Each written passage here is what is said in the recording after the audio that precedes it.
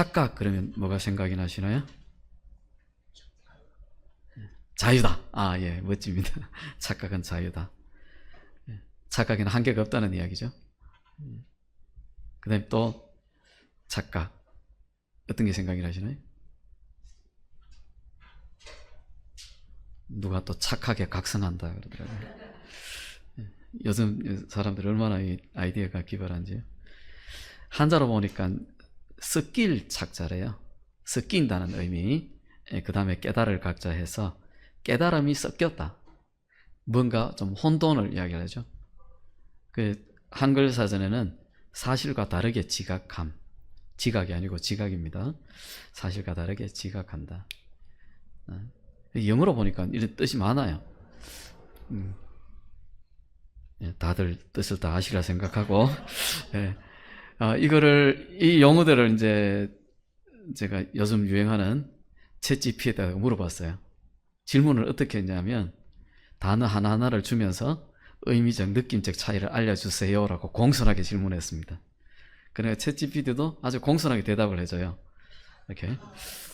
물론입니다라고 이렇게 하면서, 단어를 하나하나 다 이렇게 쭉 설명을 해줍니다. 그러니까 우리가 알고 있는 그 착각이 여러 가지 뜻인데, 실수도 착각이고, 그 다음에 환상도 착각이고, 그 다음에 망상도 착각이고, 그 다음에 혼란스럽다. 이것도 착각이고. 근데 이제 영어로는 다 명확하게 뜻이 구분되어 있는데, 아마 여러분들 보시면 뭐 굳이 설명 필요 없이 아마 다 아시리라 믿습니다. 제가 여러분을 너무 높이 평가하는 것이 아니고 충분히 그럴 수 있으리라 믿습니다. 맞죠? 예, 감사합니다. 근데 착각의 내용들을 한번 살펴보면 주로 어떤 착각을 많이 하느냐 하면, 잘 아시죠? 남자들 착각. 이제 같이 어떤 모임에 가서 어떤 여자분이 자기를 쳐다보든지 아니면 조금만 입가에 미소가 보여지면, 아, 저분이 내게 관심 있구나. 이렇게. 우리 장로님 아니시죠? 여자들 마찬가지입니다. 뭐 젊은 사람, 나이 든 사람 구분이 없더라고요. 남자들이 자기를 그들 쳐다보면, 아, 내가 예뻐서 쳐다보는 것보다 예쁜 건 알아가지고 이런 착각을 하더라고요. 학부모, 우리 아이는 착해서 다른 아이에게 피해를 절대 안 줘. 학부모 교육과서에 질문해 보면요, 대부분이 그렇다고 대답을 해요. 자기 자녀가 혹시 가해자가 되지 않을지 걱정하시는 분 손들어 보라니까 정말 100명 중에 뭐 한두 명 겨우 손드는. 그만큼 믿는다는 거죠. 그런데 알고 봤더니 그 아들이 학교에 주범이더라. 이런 경우도 가끔 나오죠. 그 다음에 이제 시어머니 착각. 자기는 절대 며느리에게 시집살이 안 살린다. 며느리에게 한번 확인해 봤을까요? 우리에게도 지금 시어머님들 계시는데 곧 되실 분도 계시고, 절대 이런 착각하시면 안 됩니다. 저희 집에도 있었어요. 집안 얘기 잘 안 하는데 그 형수가 나는 시집살이 안 시킨다 그래요. 그때 옆에서 조카가 엄마 그거는 새언니한테 물어봐야지. 명절에 오라 하는 자체가 시집살이다 이러면서 또 여자 입장에서 같은 편을 들어서 주는 걸 보고, 야, 네가 진짜 진정한 시누이다 하면서 칭찬해 준 적이 있어요. 정치인 자기하고 손잡아주고 웃어주면 야, 이 사람은 나를 지지하는구나 착각한대요. 그리고 교수와 교사, 자기 강의는 학생들이 좋아한다. 그중 와중에 자는 사람은 저 사람 생활 태도에 문제가 있다. 이렇게. 목회자도 마찬가지. 설교 시간에 좋은 분들 보면 저 사람의 영성에 문제가 있다. 이 은혜로운 설교를 들으면서 잘 수가 있다니 이렇게 착각하는 거죠. 또 성도님들 마찬가지. 옆에 분들 보면서 내가 최소한 저분보다는 신앙생활 잘한다. 이렇게 그런 착각을 한다고 합니다. 그리고 이단들은 자기들은 절대 이단이 아니래요. 그때 우리가 가끔 쓰는 농담이 있죠. 술 취한 사람이 언제 자기가 취했다 하는 사람 봤나. 이단도 자기들이 이단이라고 이야기하는 말 한 번도 들어본 적이 없습니다. 저는 정말 대학교 때부터 수많은 종류의 이단들과 이렇게 논쟁을 하면서 지내왔습니다. 군대 가서는 3년 동안 이단과 논쟁을 하고 왔고요.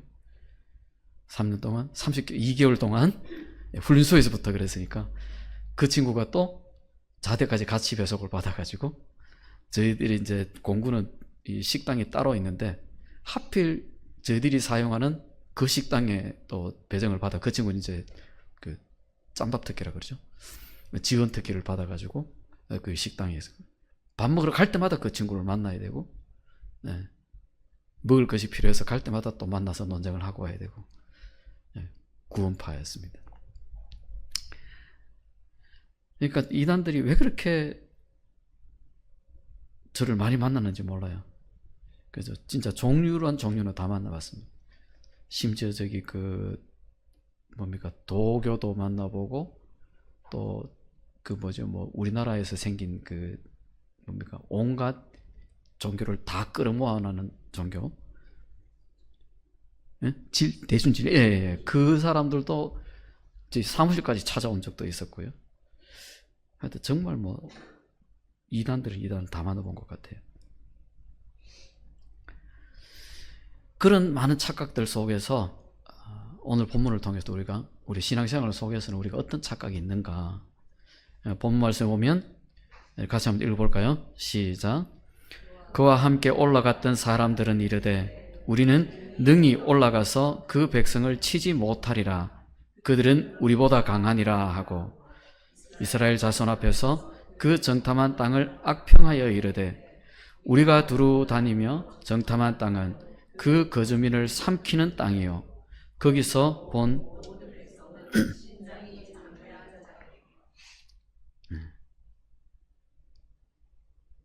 하나님 약속에 대한 착각이죠. 그거 보는 순간 27절은 완전히 다르죠. 그 땅은 정말 즙과 꿀이 흐르는 땅이고 거기서 거둔 포도단 송이를 두 사람이 메고 와서 그 땅에 난 이 식물을 보라고, 열매를 보라고. 그렇게 고백했던 사람들이 이런 말을 하지라고는 상상도 못한 그런 부분들이 있습니다. 어떻게 이렇게 전혀 반대되는, 그렇죠? 하나님의 약속이 뭔가 문제가 있는 건 아닌가, 하나님이 착각했던 건 아닌가, 그렇게 착각하는 거죠. 이런 고백이 나오니까 어떤 반응으로 이어지죠? 14장 3절에 가면 이렇게 이야기합니다. 어찌하여 여호와가 우리를 그 땅으로 인도하여 칼에 쓰러지게 하려 하는가? 우리 처자가 사로잡히리니 애굽으로 돌아가는 것이 낫지 아니하랴. 애굽에 있을 때 반응은 어땠죠? 하나님 언제까지 우리가 기다려야 됩니까? 우리가 고통 속에서 죽겠나이다. 우리를 구원해 주소서. 사람이 얼마나 간사한지 모릅니다. 그 환경에 따라서. 제가 군대 가기 전에 학교 공부하면서 공부가 왜 이렇게 힘드나. 원래 공부를 좋아하고 잘하지도 않은 그랬지만 대학교 가서 어쨌든 저희 정신을 차리고는 조금 열심히는 했습니다. 그러면서 공부가 왜 이렇게 힘드나. 그러다가 군대 가서 이제 말씀도 보고 쭉 이렇게 신앙생활 뭐 열심히 하면서 나와가지고 이제 복학까지 시간이 많이 남아서 그 집에서 걸어서 한 15분 거리에 있는 그 간의 수공업 같은 데 가서 아르바이트를 시작을 했어요. 왜 11개월이 남았으니까. 그리고 10달만 한다 하고는 이제 가서 아르바이트를 했는데 밀링을 돌리는 일이었습니다. 밀링으로 이제 배틀북을 깎는 데인데 아침부터 출근해서 퇴근까지 하니까 저녁 때니까 뭐 그냥 친구들하고 만나서 이야기하다가 그냥 잠들어 버리고 얼마나 고된지요. 코를 안 골다가 제가 이제 좀 피곤하면 코를 고는데 그 와중 시끄럽게 떠드는 와중에서 잠에서도 코를 막 떠나가도록 골더라고. 그렇게 친구가 야, 니 진짜 피곤했는가 보다. 이제 그 이야기 할 정도로. 그 일을 10달을 하면서 제가 드는 생각은 와, 일이 이렇게 힘드는구나. 이제 공부하면 정말 잘하겠다. 네, 복학했습니다. 공부 잘했을까요? 네. 공부는 안 했는데 성적은 잘 나왔어요. 네.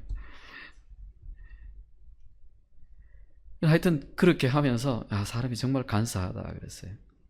지금 이 이스라엘 백성들을 보면은 그래도 백성들 중에서 뽑은 사람들 아닙니까? 각 지파마다 사람들 뽑아가지고 보냈는데 그 대표로 뽑힌 사람들이 이런 말을 하는 거죠. 가서 27절에서는 봐라, 정말 이 열매를 봐라. 정말 하나님의 약속하신 그 땅이 젖과 꿀이 흐르는 땅이다. 그러면서 고백을 했는데, 제가 어릴 때 포도송이를 두 사람이 맺고 왔다는 것을 보면서 상상이 안 돼, 그림이 안 그려졌어요. 근데 이스라엘 가서 밤에 잠시 기숙사 그 호텔을 나와가지고 이제 과일 가게를 찾아 헤매다 과일 가게 가봤습니다.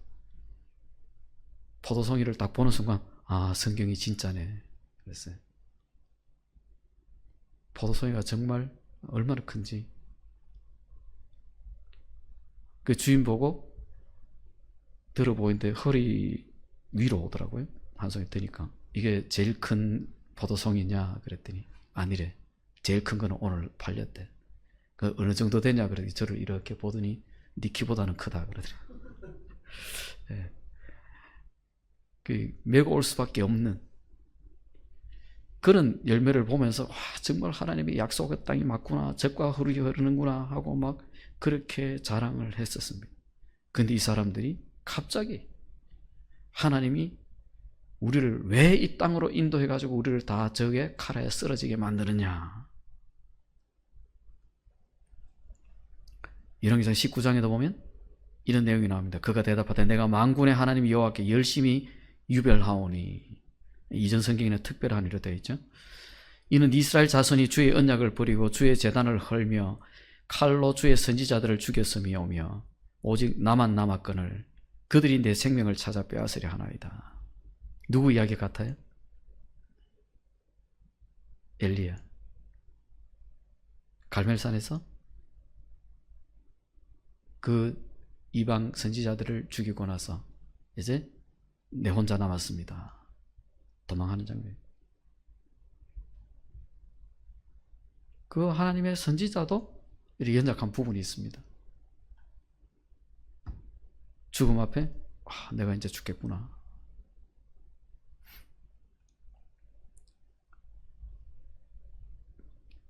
신약에 오면 사도 바울 역시 마찬가지죠. 나는 유대인으로 길리기아 다소에서 낳고 이성에서 자라 가말리엘의 문화에서 우리 조상들의 율법의 엄한 교육을 받았고 오늘 너희 모든 사람처럼 하나님께 대하여 열심히 있는 자라.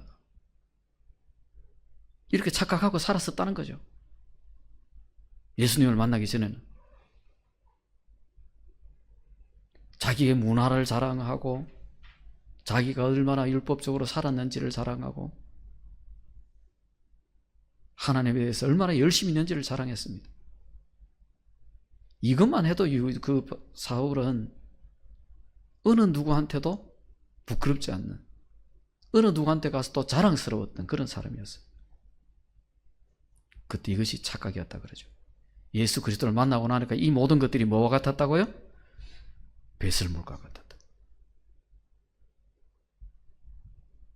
로마서 10장에서도 이야기합니다. 내가 증언하노니 그들이 하나님께 열심히 있으나 올바른 지식을 따른 것이 아니니라. 이스라엘 백성들이 자기들이 이 사도 바울처럼 하나님께 열심히 있었다는 거예요. 열심히. 근데 그것이 뭐였다고요? 착각이었다는 겁니다. 착각. 예수 그리스도를 따르던 또 하나님의 복음을 전하던 그 사람들을 죽이면서도 그 죽는 것이 마땅하다 하고 여길 정도로 예수님을 공격하고 예수님을 십자가에 못 박으면서도 그것을 마땅하게 여겼던 사람들. 바로 우리도 신앙생활 속에서 그런 착각을 하고 있는 거죠. 우리의 삶 속에서 얼마나 이런 많은 착각들을 하고 있는지 모릅니다. 서두에서 말씀드렸듯이 신앙과 관계없이 일상적인 삶 속에서도 계속적으로 착각하고 있는 거죠.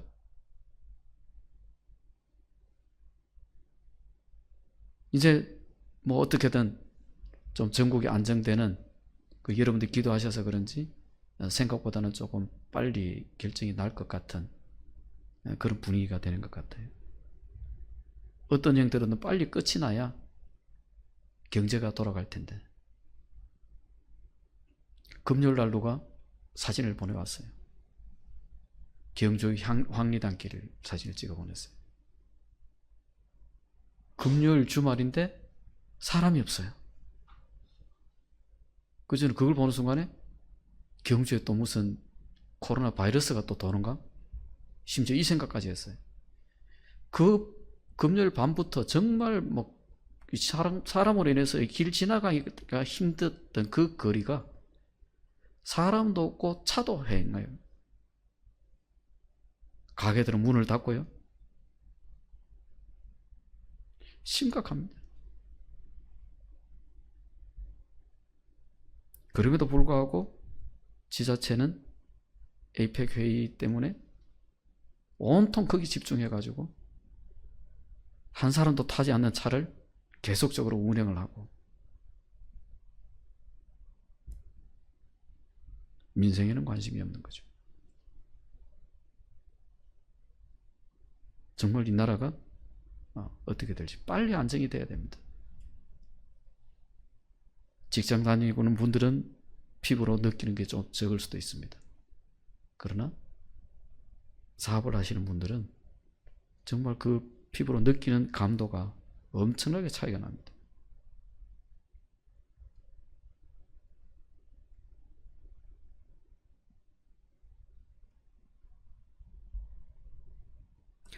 이 백성들은 하나님에 대해서도 착각을 합니다. 하나님의 백성에 대해서. 같이 읽겠습니다. 시작. 그러나 그 땅 그 주민은 강하고 성읍은 견고하고 심히 클 뿐 아니라 거기서 아낙 자손을 보았으며 아말렉인은 남방 땅에 거주하고 헷인과 예부스인과 아모리인은 산지에 거주하고 가나안인은 해변과 요단가에 거주하더이다. 하나님의 백성을 너무 과소평가하는 거죠. 지금까지 벌써 광야 출발해서 애굽에 출발해서 광야를 지나는 동안 수많은 하나님의 기적들을 경험했습니다. 그렇게 하나님께서 늘 대신 싸워주셔서 승승장구하며 여기까지 왔는데 이제 와서 그 땅에 있는 아낙자손, 네피림 후손의 아낙자손을 보고는 전부 다 이제 겁을 먹은 거죠. 지금까지 경험하고 만났던, 인도하셨던 그 하나님의 능력과 하나님의 손길은 잊어버리고 눈에 보이는 아낙 자손만 바라본 겁니다. 이 말씀을 보면 우리는 백성들이 정말 어리석다. 우리가 그래 만났으면 절대 안 그럴 텐데 우리는 그렇게 어떤 모습으로도 하나님 직접 좀 만났으면 좋겠다. 그렇게 생각할 수 있습니다. 그러나 그것도 어쩌면 우리의 착각일지 모릅니다. 지금 이 백성들의 이 모습, 우리 안에 여전히 숨겨져 있습니다. 왜? 우리는 이러한 상황을 아직까지 만나지 않았기 때문에 우리는 그런 자신감이 있을 수 있습니다. 실패한 사람은 실패가 얼마나 큰 영향을 미치는지 깨닫습니다. 그러나 실패하지 않고 승승장구해온 사람들은 실패의 아픔이 얼마나 큰지 알지 못합니다. 그래서 우리 대통령도 보면 귀공자로 자란 대통령과 밑바닥부터 밟아온 대통령 받아들이는 느낌이 다르죠. 실패해본 사람만이 실패를 알 수 있다는 거죠. 이 아낙 자손은 거대한 사람들입니다. 다윗과 싸웠던 골리앗 아시죠? 바로 그 골리앗이 이 아낙 자손의 한 줄기죠. 같은 줄기죠.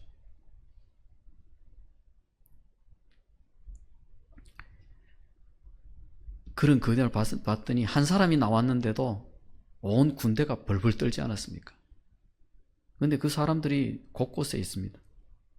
그리고 지금 여기 보면 남쪽 땅에 있고요, 산지에도 있고요, 그다음에 해변과 요단가에도 거주하고. 이 말은 곳곳에 흩어져서 사방에 적들이 있는데 우리가 가가지고 한 민족만 상대하는 것도 아니고 이 많은 민족들을 어떻게 싸워서 이기겠느냐는 거죠. 현실을 보면 충분히 그렇게 느낄 수 있습니다. 뭐를 보지 않고 하나님이 하셨던 그 일들을 떠올리지 않고 그 역사하심을 보지 않으면 이런 생각을 할 수밖에 없는 거죠.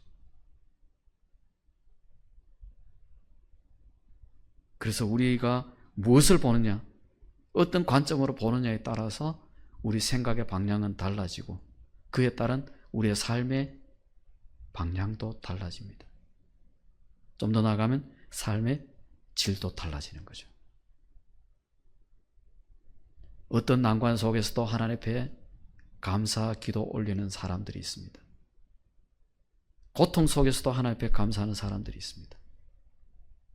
반면 조금만 스쳐만 지나가도 음사를 부리는 사람이 있습니다. 음사라는 표현이 죄송할지도 모르지만 분명한 음살은 음살입니다. 왜? 자기보다 더 큰 고통 속에서도 감사하는 사람을 못 만나기 때문에 그렇겠죠. 29장에서는 이렇게 이야기합니다. 이 저주의 말을 듣고도 심중에 스스로 복을 빌어 이르기를 내가 내 마음이 완악하여 젖은 것과 마른 것이 멸망할지라도 내게는 평안이 있으리라 할까 함이라. 하나님의 저주를 듣고 이제 망할 것이고 먹을 것이 없을 것이다라고 이렇게 할 텐데도 그 속에서도 스스로 에게 복을 빕니다. 나는 잘 될 거야. 하나님 내게 복을 주실 거야. 이렇게 하면서 다른 것들은 다 멸망해도 내 마음이 완악해서 내 먹을 것이 없어져도 그래가 멸망할지라도 내게는 평안이 있으리라 할 겁니다. 얼마나 어리석은 생각입니까? 착각도 이런 착각이 없죠. 정말 우리가 하나님 앞에서 혹 이런 착각하고 있지는 않습니까? 나는 하나님의 택한 백성이니까 나는 어떻게 살지라도 하나님은 나에게 복을 주실 거야. 하나님 말씀 붙들고 하나님 복을 주시겠다고 영원토록 함께 하신다고 약속하셨기 때문에 하나님의 그 약속은 영원히 변치 않기 때문에 나는 반드시 복을 받을 것이야. 하나님께로 우리의 마음과 믿음을 돌이키실 생각은 않고 자기의 생활과 태도는 바꿀 생각을 하지 않고 그대로 살아가면서 여전히 하나님은 나에게 복을 주실 것이야란, 여전히 나는 평안할 것이야란, 여전히 형통할 것이야라는 그 착각 속에 빠져 있지는 않은지요.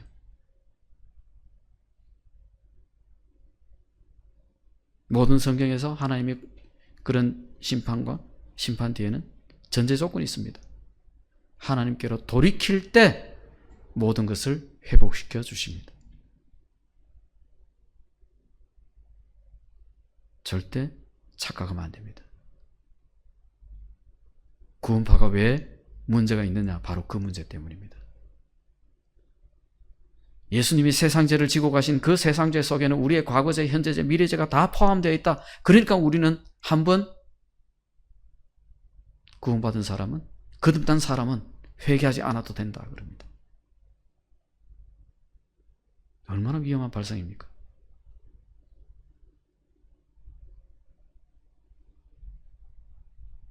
아까 이야기했던 군대에 있는 그 친구가 총신대학교 다닌다고 그랬어요. 그래서 저는 저희 사당동에 있는 총신인 줄 알았습니다. 그때는 제가 신학생도 아니었고 총신대학교가 서울에 그렇게 여러 개가 있는 줄 몰랐어요. 같은 이름.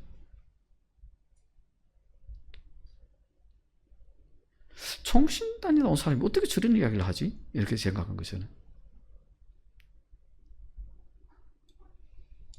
시편에 보면 다윗이 내가 뼈를 깎는 그런 고통으로 하나님께 부르짖었더니 하나님께서 나를 용서해 주셨다라고 얘기합니다. 회개도 고통이 따릅니다. 뼈를 깎는 듯한, 다윗이 흘린 눈물이 얼마나 많았습니까? 심지어 침상에 요가 뜰 정도로 회개했다고 합니다.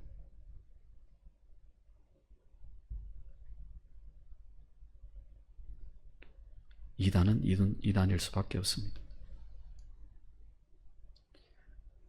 사도행전 8장에 보면 여전히 사울은 그가 죽임 당함을 마땅히 여기더라. 스데반의 죽음을 이야기하는 거죠. 그날에 예루살렘에 있는 교회에 큰 박해가 있어 사도 외에는 다 유대와 사마리아 모든 땅으로 흩어지니라. 물론 지난 시간에 이름으로 이방의 선교가 시작된 그런 또 있다고 말씀드리면서 하나님은 절대 손해보시는 분이 아니라고 말씀드렸죠. 우리가 실수를 하든 어떻게 하든 그것을 통해서 하나님이 일을 하십니다. 그렇다고 해서 우리가 죄가 있는 곳에 은혜가 크다고 더 큰 은혜를 받기 위해서 더 큰 죄 가운데 거하겠느냐? 그것처럼 하나님은 하나님이 일을 하시고 우리는 우리의 할 일을 하면 되는 겁니다. 우리의 사명을 감당하면 되는 거죠.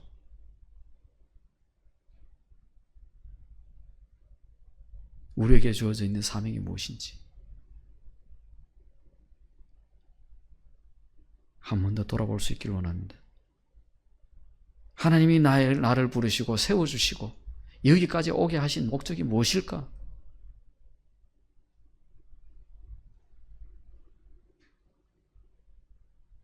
하나님의 백성은 결코 가벼이 취급하지 않습니다. 하나님의 백성이라는 그 이름 자체가 주는 삶의 무게가 있습니다. 그저 주어진 시간 하루하루를 살아가는 것이 우리의 사명이 아닙니다. 하나님이 내게 어떤 소명의 자리로 불러주셨는지, 어떤 사명을 맡겨주셨는지 그에 대한 분명한 발견이 있어야 되고 그 발견 가지고 하나님 앞에 우리의 삶을 드려야 되는 겁니다.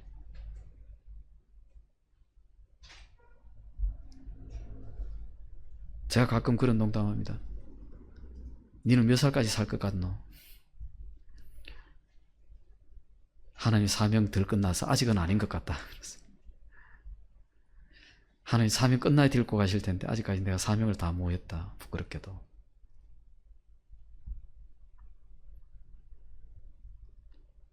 우리가 그 사명을 끝까지 완수해야 될 줄 압니다. 사도 바울의 그 고백, 내가 나의 달려갈 길을 마치고 믿음을 지켰으니, 그 고백, 그 고백이 우리의 삶에 녹아들기를 원합니다.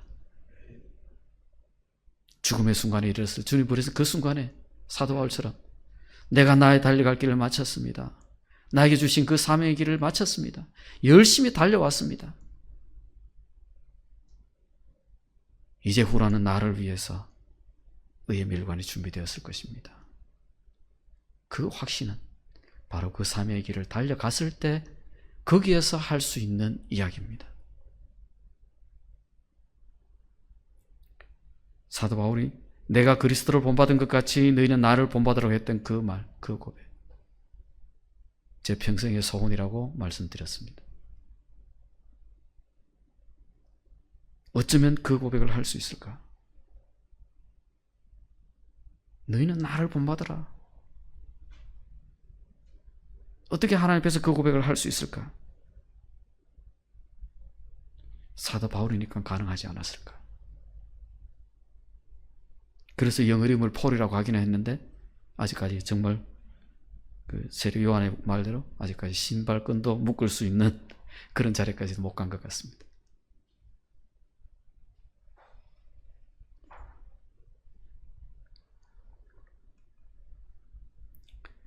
내 영광과 애국과 광야에서 행한 내 이적을 보고서도 이같이 10번이나 나를 시험하고 내 목소리를 청종하지 않은 그 사람들은 내가 그들의 조상들에게 맹세한 땅을 결단코 보지 못할 것이요, 또 나를 멸시하는 사람은 한 사람도 그것을 보지 못하리라.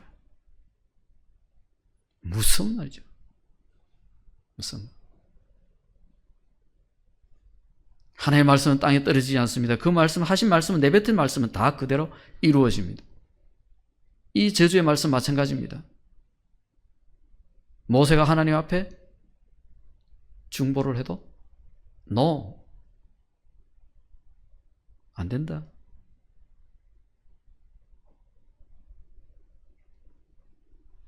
성인들은 다 광야에서 죽게 되죠. 바로 약속의 땅 가나안 땅을 코앞에 두고 그 광야로 다시 들어가서 40년 동안 다니게 됩니다. 그러면서 앞선 세대는 다 죽고 누구만? 여호수아 갈렙 두 사람만 살아남죠. 그 두 사람이 살았던 이유는 하나님의 약속에 대한 착각도 없었고 하나님의 백성들을 향하신 그 하나님의 손길에 대해서도 착각하지 않고 하나님이 함께 하시기 때문에 우리는 그 아낙 자손도 뭐라고요? 우리의 뭐다? 우리의 밥이다. 저들은 우리의 밥이다라고 고백했던 그 두 사람만이 유일하게 살아서 그 약속의 땅에 들어가는 것을 봅니다. 우리가 하나님의 말씀을 얼마나 이런 정도의 무게로 받아들이고 있는지 한번 묵상해 봐야 되겠죠.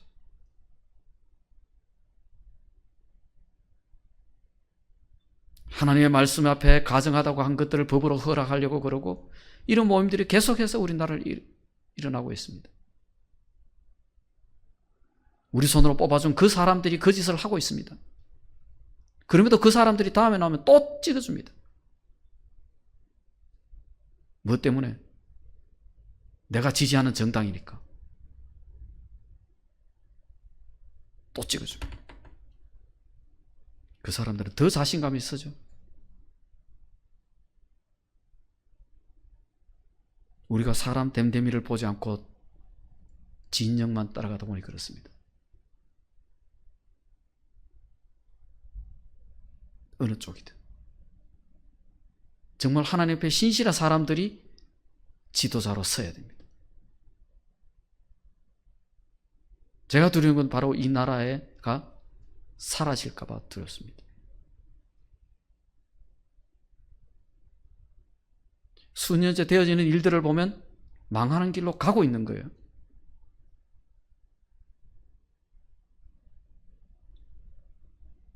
나라는 갈라질 대로 갈라지고 그 갈라진 것조차 뭐가 잘못됐는지조차 모르고 가는 공평과 정의는 이미 사라진 지 오래입니다. 진리와 진실도 사라진 지 오래입니다. 지금 우리나라에 남아있는 건 오직 진영밖에 없습니다. 교회가 깨어나야 됩니다. 우리가 하나님 앞에 기도하는 것밖에 없습니다. 진영을 따라가는 것이 아니라 진리를 따라가야 됩니다. 하나님의 말씀에 비추어서 잘못된 건 잘못됐다라고 이야기할 수 있어야 됩니다. 물론 방법은 또 다르겠죠. 자기의 어떤 욕심을 위해서 목소리를 내는 것은 우리가 주의를 해야 됩니다.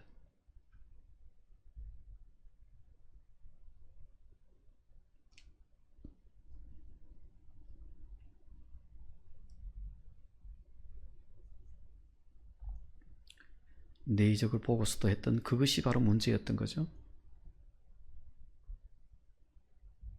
로마서 12장 이렇게 말씀합니다. 같이 읽겠습니다. 시작. 내게 주신 은혜로 말미암아 너희 각 사람에게 말하노니 나 땅이 생각할 그 이상의 생각을 품지 말고 오직 하나님께서 각 사람에게 나눠주신 믿음의 분량대로 지혜롭게 생각하라. 아멘. 내게 주신 은혜로 말미암아 너희 각 사람에게 말하노니 뭐 이상의? 마땅히 생각할 그 이상의 생각을 품지 말고 우리 믿음의 사람들은 마땅히 생각할 그 이상의 생각을 할 필요가 없습니다. 극동방송 상담실에 있을 때 계속 문의 상담 전화 오는 것들 중에 자기가 오해받는 것 때문에 상담 전화 오는 게 굉장히 많습니다. 누구로부터요? 교회 리더로부터. 그 리더들이 누구겠습니까? 주로 구역장 아니면 뭐 목사님, 교회 장로님, 권사님 이런 분들이에요.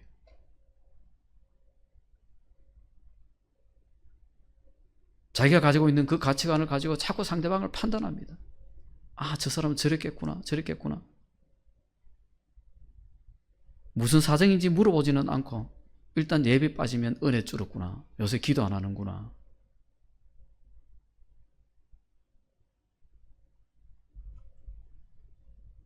우리의 잣대를 가지고 이야기합니다.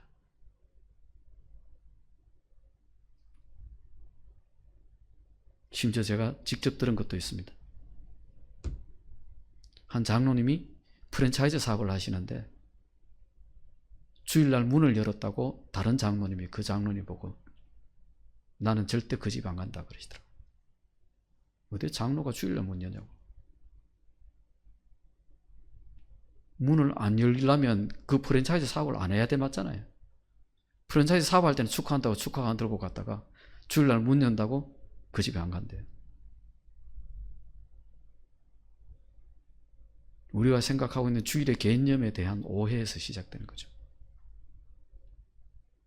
주일의 한자 의미가 뭐죠? 주님이 주인 되는 날이 주일이에요. 그럼 일요일만 주일이고 월화수목금토는 주일이 아닙니까? 착각하면 안 됩니다. 월화수목금토는 세상 속에서 우리 마음대로 살다가 토요일 밤에 회개하고 주일날 와서 거룩하게 앉아있으면 그것이 주일 성수하는 겁니까? 착각하면 안 됩니다. 그렇다면 우리 그리스도인들은 사업할 수 있는 게 몇 개 없어요. 교회 관련 사업 외에는. 함부로 판단하면 안 되는 거죠. 그 이상의 생각을 품지 말라는 것은 생각에도 한계가 있다는 이야기입니다. 생각에. 제한적이라는 거죠. 다른 사람의 자유나 다른 사람의 어떤 배려나 이런 것들이 앞서지 않으면 거기까지 생각하지 말라는 겁니다. 다음에 믿음의 분량대로 지혜롭게 생각하라. 믿음의 분량대로. 믿음의 분량 제한이 있습니다. 믿음의 그릇들이 다 다르다는 거죠. 누구는 좋겠다, 누구는 좋겠다. 그런 얘기 참 많이 들었습니다. 막 옆에서 간증하는 이야기 옆에 초신자가 들으면서 나도 저런 경우 좀 해봤으면 좋겠다 그래요.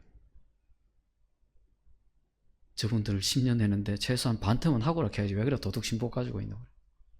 거짓말을 하지 마라. 저분처럼 30년 봉사해봐라. 저는 나중에 그때 가면 저런 이야기 할 수 있을 거다. 인정 온 지 얼마 됐다고 벌써 그런 소리 하나.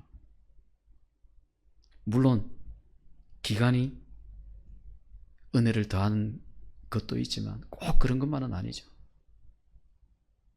은혜의 크기는 기간과 관계없을 수도 있지만 그래도 최소한 좀 우리가 상식적으로 생각해 보자고요. 같은 과목 공부를 공무원 시험 준비를 5년 10년 한 사람하고 이제 갓 시작한 사람하고 어떻게 똑같은 점수를 바라냐고. 그게 일반적인 생각 아니냐고. 믿음의 분량도 그렇고 삶의 지혜도 마찬가지죠. 아무리 젊은 사람이 똑똑하다 해도 어른들의 지혜를 따라갈 수 있습니까? 총기는 젊은 사람도 있을 수 있겠죠. 왜 연세 들면 아무래도 총기는 흐려지니까. 그렇지만 그 삶의 지혜는 따라갈 수가 없습니다. 가끔 젊은 사람들이, 저도 이제 젊은 사람이란 말이 요새 자주 나오더라고요. 젊은 사람들이 착각하는 것 중에 하나가 연세 드시고 동작이 느려지면 그 사람이 총기도 그 지혜도 줄어들었다고 생각하는 거예요. 그냥 대놓고 무시합니다. 우리나라와 다른 나라의 차이점이 바로 거기 있는데 어른들을 무시하지 않고 어른들을 공경하는 그것이 우리나라의 미풍양속인데 골이 타고나다는 거예요. 그런 거는 옛날이나 필요하지. 요새 AI 시대에 스마트폰도 잘 모시는 분들 뭐 이렇게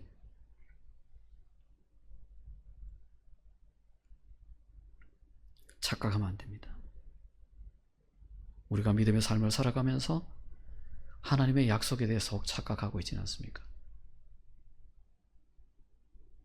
이스라엘 백성들처럼 그 약속에 대해서 너무나 확신에 가득 차서 그 약속이 어쩌면 내게서 거둬갈 것이라는 그런 생각을 갖고 있지 않는지 착각하면 안 됩니다.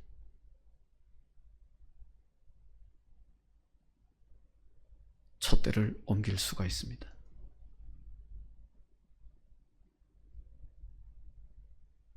또 하나님의 백성에 대해서도 착각하면 안 됩니다. 교회 나오는 사람들이 하나님의 백성이다, 하나님 택한 백성이다 착각하면 안 됩니다. 예수 그리스도와 관계없이 3년 새벽기도 할 수 있습니다. 그리고 새벽기도 나오는 사람의 믿음이 특수한 사람입니까? 우리가 함부로 판단할 수 없다는 거죠. 우리 눈에 보이는 걸로 판단합니다. 내면을 다 알 수 없으니까 그렇겠죠. 그렇기 때문에 우리는 더욱더 판단에 주의를 해야 됩니다. 착각의 결과는 완전히 패망입니다. 패망. 무섭습니다. 그럼에도 우리는 착각 속에 살아갑니다. 지금도 착각은 자유라고 하시겠어요? 자유로운 부분이 있고요. 절대 자유로워서는 안 되는 부분이 있습니다. 신앙생활에 있어서는 절대 착각의 자유를 주면 안 됩니다. 진리 안에서 생각해야 됩니다. 진리 안에서 판단해야 됩니다. 그것이 바로 우리가 살아가야 될 삶의 태도입니다. 시간 우리 같이 짧게 한번 기도할까요? 혹 우리의 신앙생활 가운데 하나님, 우리는 지금 이 정도면 잘하고 있겠지 하는 착각은 없었는지, 이스라엘 백성들은 하나님의 약속에 대한 그런 잘못된 착각은 하고 있지는 않는지, 하나님의 백성의 어떤 사람이 하나님의 백성인지에 대해서 우리가 스스로 착각하고 있지 판단을 내리고 있지는 않는지, 하나님 우리를 불쌍히 해주시고 우리에게 긍휼을 베풀어 달라고, 다른 사람을 판단하기 전에 먼저 하나님 나 자신을 긍휼을 베풀어 주시고 불쌍히 여겨 주십시오. 그래서 은혜를 베풀어 주십시오. 나를 붙들어 주십시오. 이 시간 우리 짧게 한번 같이 기도드리겠습니다.